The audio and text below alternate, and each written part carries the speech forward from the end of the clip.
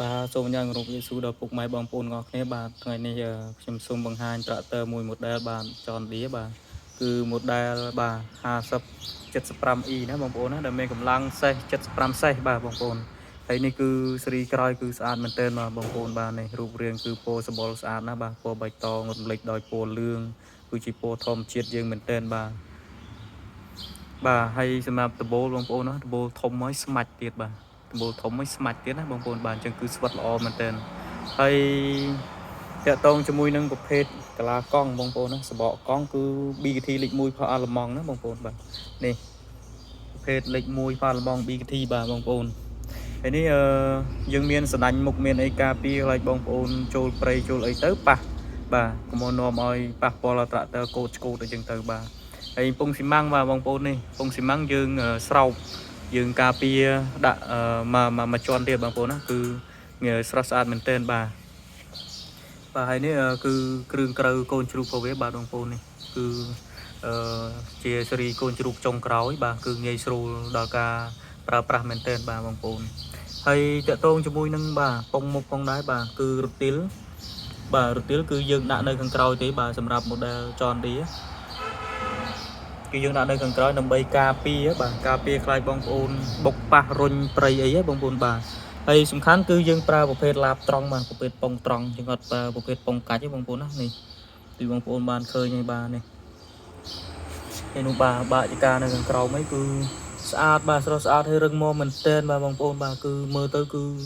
ចង់ប្រើហ្មងបាទនេះក្លេនេះបាទបងប្អូននេះ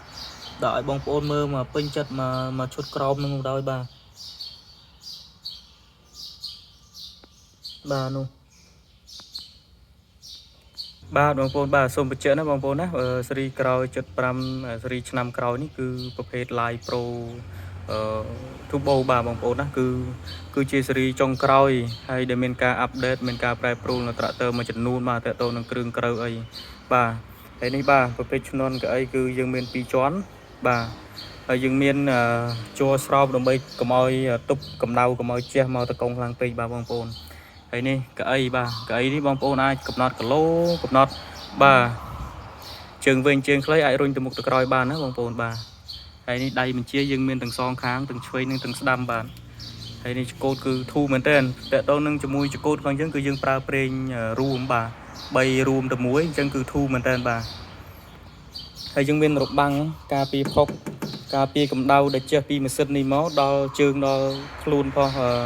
តកងបាទអញ្ចឹងធ្វើឲ្យប៉ះពាល់ការងាររបស់គាត់ណាបាទហើយចំណែកនេះកាត់តប៊ូនេះគឺរឹងមែនតើបាទបងប្អូនអាចដាក់ម្សុទ្ធ3ដងក៏បានស្រូវ100គីឡូក៏បាននេះបាទដែកខាងក្រោមនោះដល់3ស្លឹកហើយសំខាន់យើងមានកាងទុកដាក់ម្សុទ្ធដាក់អីស្រួលបងប្អូនបាទនេះខាងលើហ្នឹងបាទ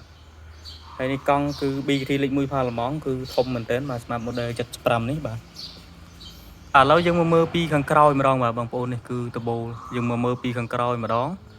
បាទនេះដាក់ឲ្យបងប្អូនមើលហើយចំណែកធុងម្សុទ្ធបាទបងប្អូនធុងម្សុទ្ធក៏ជាស៊េរីចុងក្រោយដែរប្រភេទស្មាច់សុទ្ធបាទមិនមែនជ័របងប្អូនណាស្មាច់រឹងល្អមែនទែនហើយរំលេចជាមួយនឹងស្លាកចរាចរណ៍ដែលស្រួលងាយស្រួលយើងបោទាំងយប់ជាពិសេសគឺពេលយប់ជាចំណាំងខ្លាតមួយដ៏ល្អដែរបាទការពារអ្នកដែលនៅខាងក្រោយបាទហើយធុងម្សុទ្ធមានចំណុះ72លីត្រណាបងប្អូនបាទ72ហើយពួកយើងអត់ដាក់នៅពីមុខទេយើងដាក់នៅពីខាងក្រោយបាទដូចបងប្អូនឃើញអញ្ចឹងហើយបាទនេះគូតក្រោយបាទស្អាតហើយបាទស្រស់ស្អាតហើយរឹងមាំមែនទែនបាទនេះប្រព័ន្ធប្រេងបូម PTO អីពោលវាគឺស្រស់ស្អាតរឹងមាំមែនទែនបាទតាគៀកក្រោយអីណែបងប្អូនឃើញហើយនេះដែកហុបហ្មងបាទស្អាតណារឹងមាំណាបាទពងក្រោយ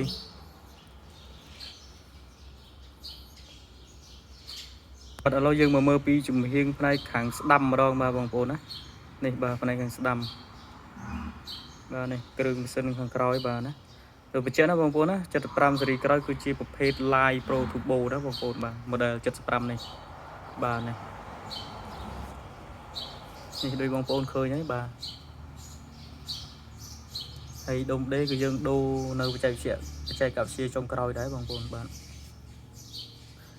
ជាចុងក្រោយផងដែរបើសិនជាបងប្អូនមានចម្ងល់មានបញ្ហាអីចង់ទំនាក់ទំនងអាចឆាតស៊ូឬក៏ទំនាក់ទំនងតាមរយៈលេខទូរស័ព្ទនៅខាងក្រោមផ្ទាល់បាទ